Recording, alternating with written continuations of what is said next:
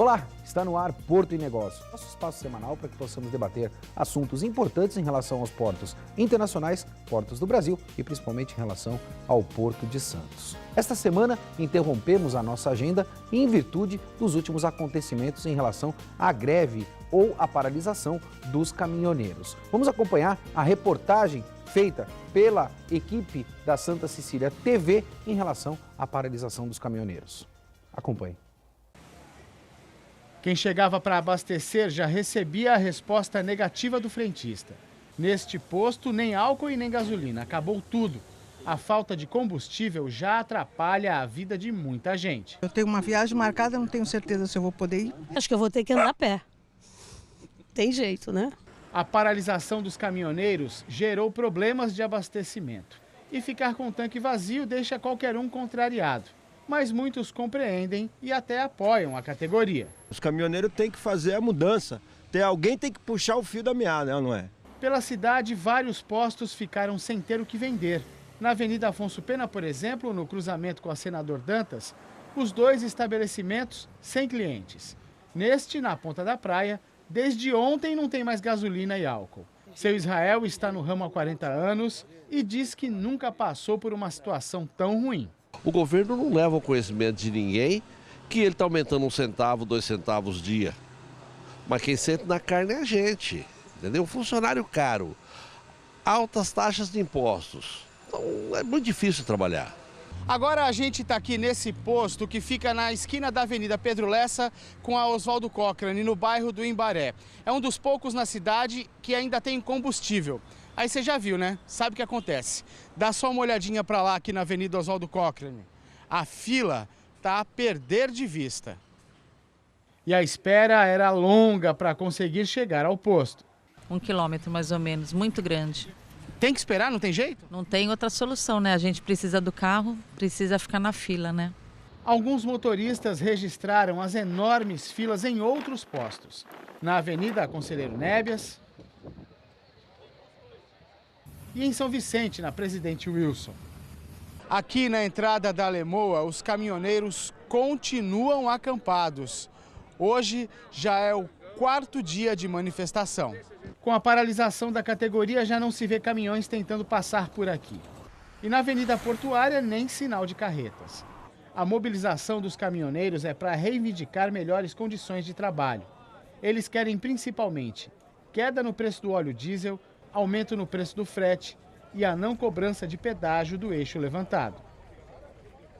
E para que possamos debater esse assunto tão relevante, tão importante na economia do nosso país, eu recebo hoje 2 especialistas para debater este tema da paralisação dos caminhoneiros no Brasil. Um deles é Mike Seely, gerente-geral da Stolthaven. Mike, obrigado pela tua presença aqui, é sempre um prazer ter você conosco no sofá do Porto e Negócios. Eu agradeço a oportunidade para podermos esclarecer esse momento crítico realmente do nosso país. Eu acho que é um momento que nós temos que qualificar, entender, para que a gente possa então progredir em rumos muito melhores para o nosso futuro.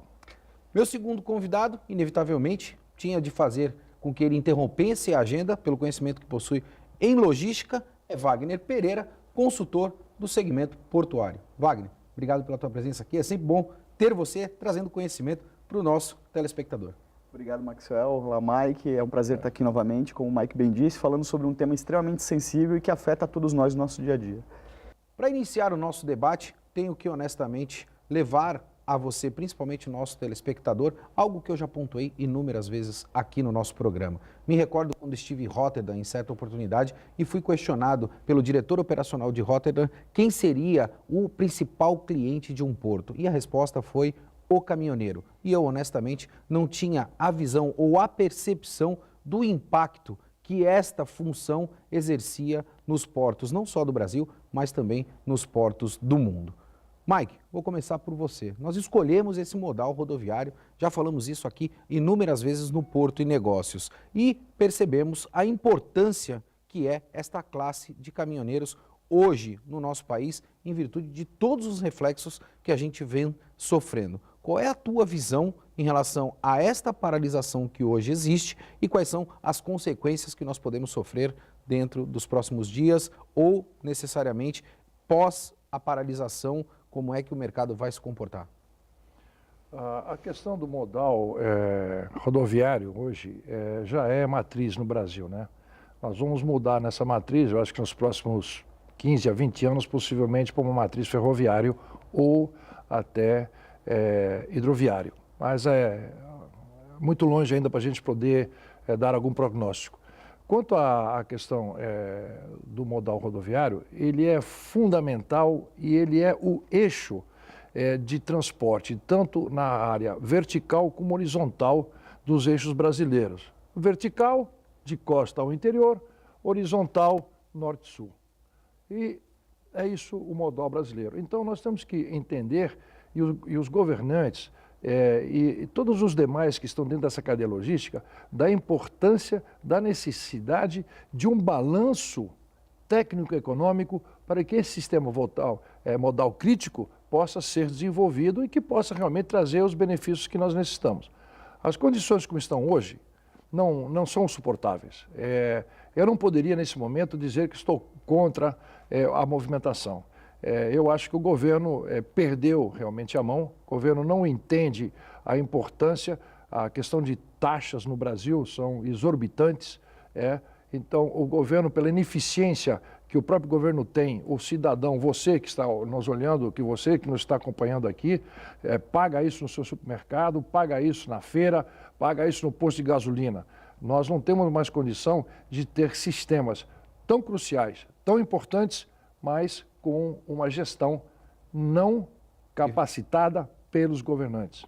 A gente pode dizer, Wagner, que na verdade esse movimento hoje capitaneado principalmente pelos caminhoneiros é o anseio da sociedade de um modo geral e que de uma certa forma eles tiveram coragem para capitanear e ser aí porta-voz de tudo aquilo que é, vamos dizer, entre aspas, a intolerância que a sociedade hoje convive em relação a esse modelo político que não potencializa economia, trabalho, entre outros fatores, Wagner? Sem dúvida, esse é um dos fatores principais, porque o povo já não aguenta mais pagar tantas taxas, como o Mike bem disse, dentro da composição de preço da gasolina, 60% hoje a gente paga de taxa, efetivamente. Isso é muito, é demais. Então, quando é muito crítico o assunto, porque quando o caminhoneiro ele fecha o seu frete para fazer um determinado transporte, dependendo da viagem que ele faça, nesse Brasil continental que nós temos, ele demora até 2 semanas até para chegar no seu destino. Ele vai, pega a carga na origem para levar num determinado destino. Quando ele chega lá, o preço da gasolina já mudou de novo. Quer dizer, ele perdeu um pouco do lucro que ele tinha negociado numa primeira tabela com o cliente, né? E se a gente for colocar isso, estender isso para preço, uma série de coisas, afeta diretamente a gente no dia a dia. Quando você vai pegar um produto na prateleira, num dia ele está com um preço, no outro dia ele está com outro, por causa de custos embutidos com relação à logística. Então as taxas, o movimento que os caminhoneiros fizeram contra as taxas, especialmente PIS e COFINS, que é o grande pleito deles, que retire esse valor sobre a cobrança da gasolina, é porque eles também já não entendem que esse valor que é pago é retornado. Nós não temos uma estrutura boa para caminhoneiros hoje, Maxwell, no Porto de Santos. Por mais que se faça um esforço, a gente vê aí vários locais para os caminhoneiros poderem parar os seus veículos, a gente sabe que eles têm uma estrutura deficitária. Rotterdam, como você bem explicou, tem uma área de pátio de caminhões fantástica, com banheiros, mas não só pátio, toda a malha rodoviária também é completamente diferente. É preparada para esse ator. Né? Um ator tão importante que, na verdade, a gente tem que entender... E que hoje mostra a relevância do papel que ele possui, Wagner. Você falou da questão de não ter se dado conta da magnitude, né? Veja bem, hoje, não vamos nos enganar, não para um trem na porta de um mercado para entregar mercadoria, não para um navio na porta de um shopping para entregar produtos. Quem para é o caminhoneiro. Então, hoje, a nossa matriz de transporte, que é 90% baseada na questão de veículos, ela precisa ter um bom senso do governo no seguinte sentido: olha, não dá mais para a gente deixar um insumo tão importante como é a gasolina, não só para isso, até para fomentar a economia, porque a partir do momento que as pessoas não se deslocam, elas não consomem. Então, eles precisam ter uma visão mais crítica e, na verdade, Maxwell, é tirar de um lado para pôr do outro. Tira-se do custo da gasolina, se fomenta a economia e faça uma reforma melhor na administração pública. Tire esse cargo de confiança e melhore a gestão. E diminui o custo que a gente tem da máquina. Eu fiz questão de convidar o Wagner e o Mike, porque são duas pessoas que possuem contatos com empresas internacionais e principalmente com o mercado internacional. Eu já pontuei aqui, Mike, em outras oportunidades, aqui no Porto e Negócios, a menção de que, principalmente, o mercado internacional enxerga o Brasil como se fosse uma Venezuela. Isso me assombra de uma magnitude assim que eu não tenho nem como pontuar. E hoje, principalmente em virtude dos últimos acontecimentos que a gente vem acompanhando, as empresas internacionais vêm me questionando para saber a real situação que hoje o nosso país se encontra. Mike, na tua visão, nós somos aí, ou de alguma maneira estamos próximos de ser uma nova Venezuela, ou talvez seja um exagero fazer esta comparação? Eu não diria que seja um exagero, mas é bom ficar de olho e tomar cuidado, porque do jeito que a coisa vai, politicamente pode acontecer, né? Nós temos eleições aí vindo para frente, não estamos ainda com, digamos assim, candidatos que a gente possa realmente definir, está uma questão ainda muito nebulosa. Partindo para outra questão da visão do Brasil, a visão do Brasil hoje em dia ele não pode ser e não como meus pares internacionais, visto como uno. Quando eu converso com eles falam para mim, Mike, primeiro me fala do Brasil político, depois me fala do Brasil econômico e depois me fala do Brasil jurídico. Olha, um país dividiu, um país não é mais uno. Então isso é muito, muito preocupante. Nós temos que novamente resgatar o Brasil, tornar o Brasil uno, ter políticas fundamentadas, direcionadas, com propósitos e objetivos. Chega de politicagem. Aqui tudo é politicagem agora.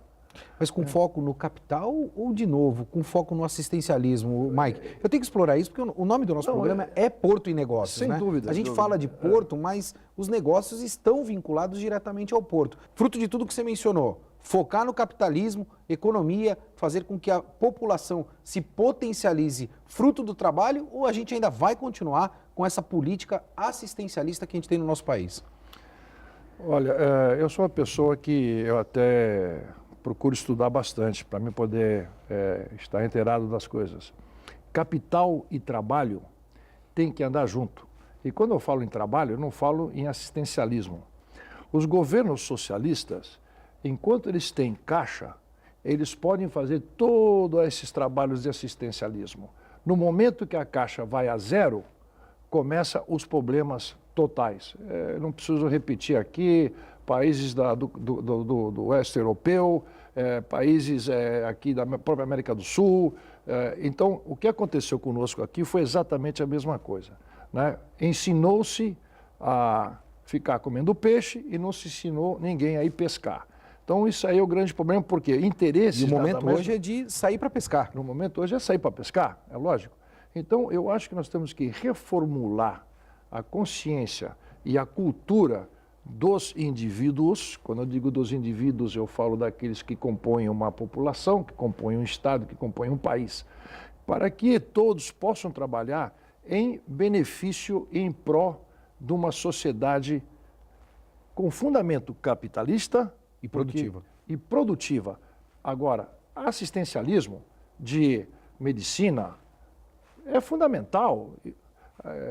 Para os mais pobres que não têm, é fundamental. Agora, desde que haja uma base financeira estruturada para isso. Exatamente. Então, o Brasil tem um potencial, não tenha dúvida. Você vê a curva de aceleração que o Brasil teve nos últimos anos, pelas condições econômicas globais também, né, foi fundamental. Só que nós não entendemos e nós não mantivemos realmente uma consciência. Você, hoje em dia, se você não guardar seu dinheirinho no banco, você amanhã não vai ter nada. Educação financeira. Educação financeira, isso vem do berço da escola, não pode ser somente aquela abertura, gaste, compre. E em palestras minhas, até com os meus colaboradores, eu falava muito para eles, guarde porque o dia de amanhã vocês não sabem o que vai acontecer. E aqui está hoje em dia exatamente acontecendo o que nós estamos já, havíamos por sinal previsto. Resumidamente, o que o Mike vem dizendo é que o país não poupa, em virtude de todo o assistencialismo que a gente tem. Me recordo, no início das atividades do nosso programa aqui, o debate que eu tive com a direção para que nós pudéssemos criar o nome do programa. E o programa, eu fiz questão que se chamasse Porto e Negócios, porque Porto está aliado diretamente a negócios. E os negócios são, efetivamente, tudo isso que a gente debate aqui no nosso dia a dia. Eu vou deixar um questionamento para o Wagner e para o Mike, para o próximo bloco, porque eu preciso chamar o nosso primeiro intervalo, em relação ao pronunciamento que nós tivemos na última quarta-feira do presidente da Petrobras. Adiar, única e exclusivamente, em 15 dias, a redução da carga de impostos dos combustíveis no Brasil é a solução? Porto e Negócios vai para um breve intervalo, a gente volta já já.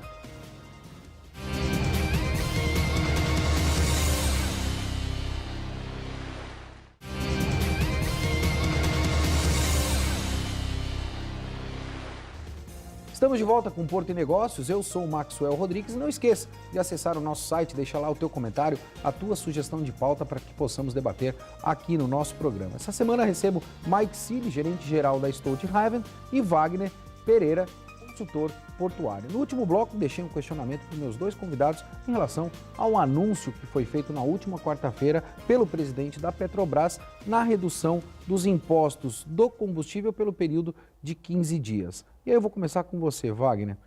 Esta é mais uma medida politiqueira, se assim eu posso dizer, para tentar de alguma maneira, mais uma vez, esvaziar um movimento.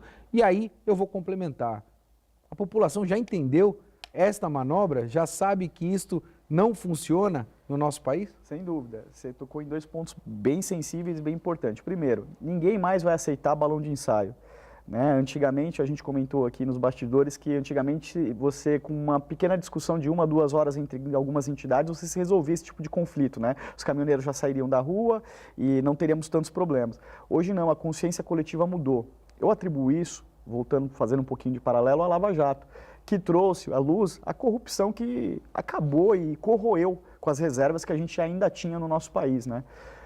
Então, hoje as pessoas elas não aceitam mais falsas soluções, porque essa é uma solução de momento. Mas onde é que está o planejamento? O planejamento, voltamos a dizer aqui, é diminuir carga tributária. Não adianta, se o cara consegue deixar, Maxwell, por 10, 15 dias o preço num determinado valor, por que ele não consegue fazer isso a longo prazo? Então você vê, isso não está mais adiantando, isso não vai comover os caminhoneiros, porque eles já sabem, eles entendem também, porque eles têm os custos deles operacionais, que essa é uma solução que é momentânea. Daqui a 2 semanas vem um aumento maior do que os últimos, e aí ele paga 2 vezes mais, então ele não quer mais isso. Ninguém mais aguenta mais, esse tipo de situação. Eu acho que a gente tem hoje uma nova consciência política no nosso país também, além de econômica. Mike, o presidente da Petrobras fez esse anúncio na última quarta-feira, falando em relação à redução do CID, um dos impostos aí que compõe o preço dos combustíveis no nosso país, e aí não me fecha essa equação, porque fruto do anúncio no dia seguinte, nós acompanhamos aí uma queda de aproximadamente 12 pontos das ações da Petrobras no mercado futuro. E aí isso gerou um impacto significativo também dentro da própria companhia. Fazer esse tipo de anúncio com esta visão, pelo menos esse é o nosso entendimento, político, comprometendo também de alguma maneira a Petrobras, nós podemos entender que não existe almoço de graça e essa conta vai chegar, Mike? Sem dúvida. Hoje não tem almoço de graça, mas a primeira coisa que mais impacta é quando você olha do exterior para dentro.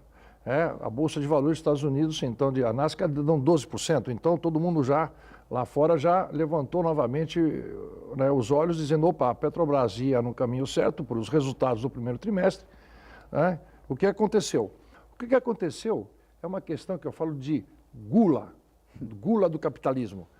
A Petrobras teve um problema aí seríssimo nos outros governos, e o Parentes está querendo resolver esse problema aí em 1 ano. Isso não é planificação, você bem mencionou, Marcos, isso não é planificação. Planificação boa, consistente, sustentável, são planificações a curto, longo prazo. Perenidade, Mike. Perenidade, essa é a palavra, a gente discute muito, eu uso muito essa palavra aqui no nosso programa. Está faltando perenidade no nosso país? Porque aqui é tudo rápido, né? Aqui tudo tem que ser agora, em 4 anos já, agora, resolve e deixa como é que está para ver como é que fica. Isso tem que acabar. Planejamento. É planejamento, né? Estruturas bem colocadas, programas bem especificados e claros, que se possa ter transparência, né? Governança corporativa, etc, etc. Eu acho que o governo e o Parentes, com quem eu respeito muito, conheço pessoalmente, já tive em encontros e tal, mas eu acho que ele foi um pouco, eu diria assim, precipitado. Você não vai apresentar uma coisa para uma classe 15 dias e depois vamos ver o que acontece. Não, e não vão aceitar. Eu posso garantir a você que não vão aceitar. Enquanto nós não tivermos uma resolução realmente consciente, bem estruturada, bem colocada, assinada e comprometida, nós não vamos ver essa parada de caminhoneiros aí resolvida. E só complementando essa questão que o Mike coloca da gula, a Petrobras sofreu com perdas e obrigatoriedade de pagamento de multas bilionárias, inclusive nos Estados Unidos, e a impressão que nós temos daqui é que realmente ele tentou, de alguma forma, recuperar isso, porque a Petrobras vinha de 2 anos sem dividir lucro, e aí ela dividiu o lucro no primeiro trimestre desse ano. Esse era o ponto que eu ia colocar, dividiu o lucro no início. Todo mundo ficou né? super empolgado, e aí, quando com veio o pagamento, anúncio do presidente da Petrobras, Exatamente, redução de aproximadamente 12 pontos no mercado futuro. Parece que foi feito, mais uma vez, balão de ensaio até nisso, até nos números da Petrobras. Um outro ponto fundamental é que nós temos que entender que o downstream, desculpa eu falar assim, downstream, que é a parte de refinos, é importada. Essa questão de falar o Brasil é autossuficiente em petróleo, mas ele é autossuficiente... O pré-sal não é nosso, Mike? Como? O pré-sal não é nosso? De uma certa forma, entre parênteses aí, se você olhar hoje em dia, tudo que está debaixo da superfície, obviamente, é questão de segurança nacional e é produto do... O problema é extrair de lá. O problema é extrair. Mas você extrai, e o nosso petróleo ele é pesado, ele é muito parafínico. Então você não produz muito derivativos, que são os CPPs que se chamam aí, a cadeia já da gasolina, querosenes, diesels e etc. Falamos aí, benzenos, etano e por aí vai. Bom, o que acontece? Ele vai para fora. Ele vai para fora, então o que acontece? Ele é então o quê? Destilado, tal, aquela coisa toda.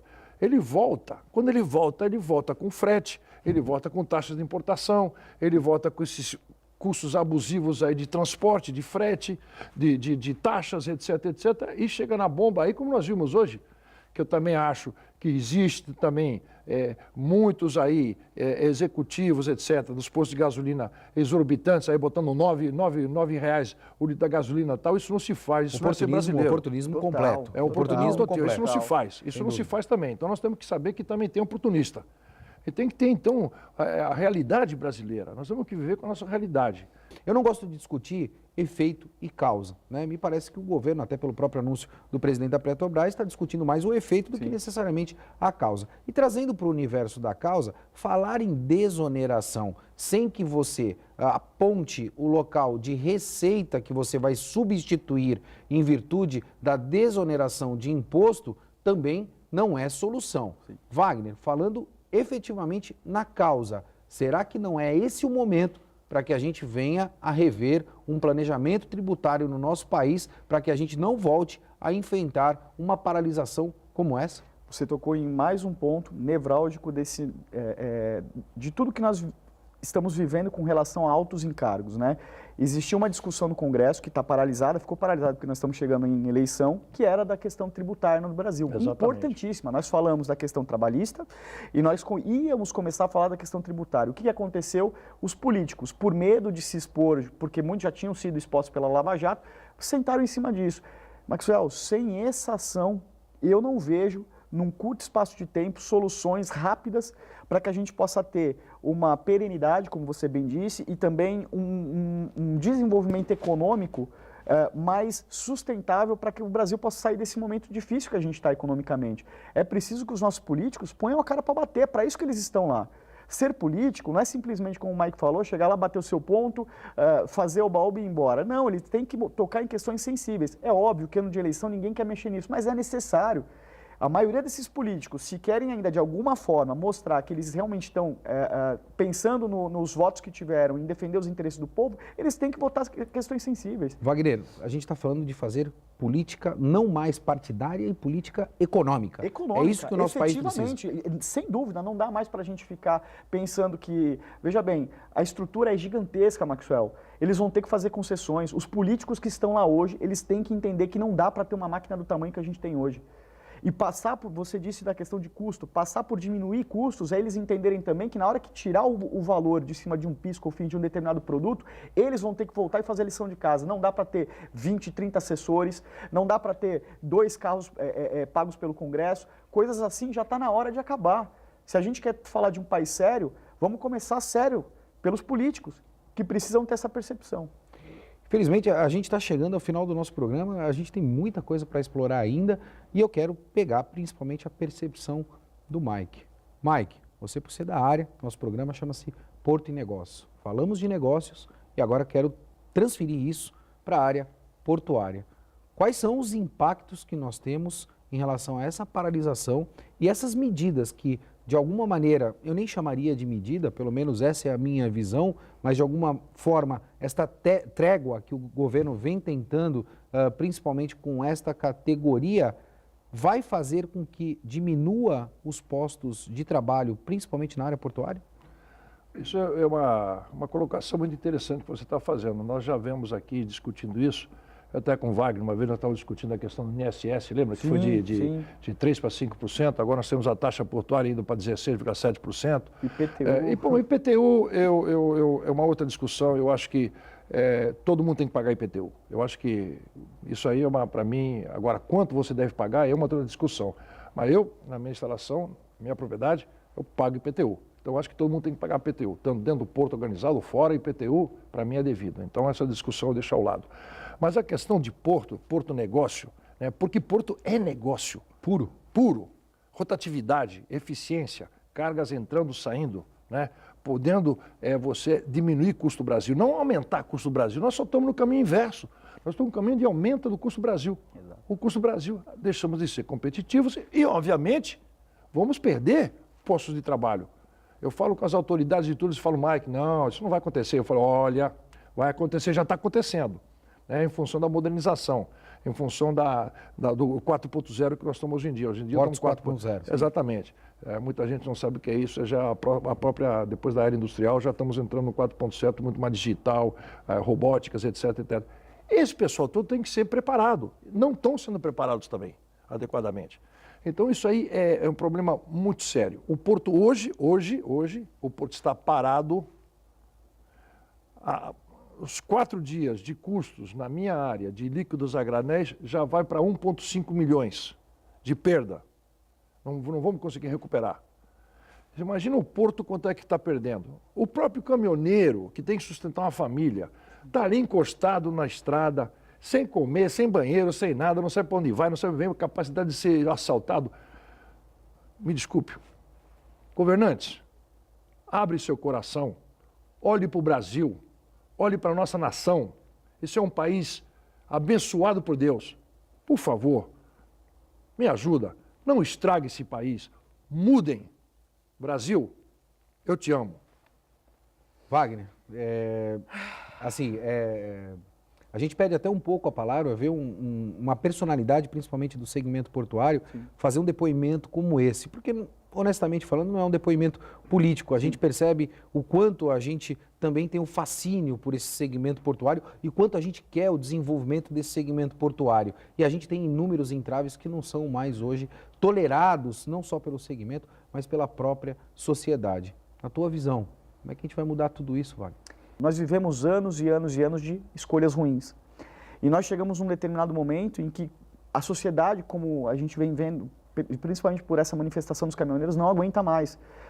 Daqui a pouco, Maxwell, vai ser por causa do preço da carne, daqui a pouco vai ser por causa do preço do arroz, do leite, coisas básicas. Já foi por causa da questão de segurança e daqui a pouco vai ser por causa da saúde. Mas nós nos esquecemos que tudo isso é em virtude do voto, é em virtude das escolhas que nós fizemos ruins ao longo dos últimos anos. Então, eu tenho uma esperança e fiz uma promessa para mim mesmo que eu não vou votar em ninguém que já está aí, porque eu acho que a única forma da gente trazer novas visões, é oxigenar os nossos governantes, e para isso a gente tem que mudar as pessoas que estão lá. É isso aí. Porto de Negócios vai ficando por aqui. Semanalmente eu utilizo o meu famoso lembre-se, como muitas pessoas pontuam, mas essa semana eu não vou me utilizar de nenhuma memória ou nenhuma frase pronta, mas sim externar para você, principalmente, a minha satisfação com a sociedade, ao ter o entendimento de que a demanda ela é capitaneada principalmente pelo cliente e não pelo mercado. Porto de Negócios fica por aqui. Até semana que vem.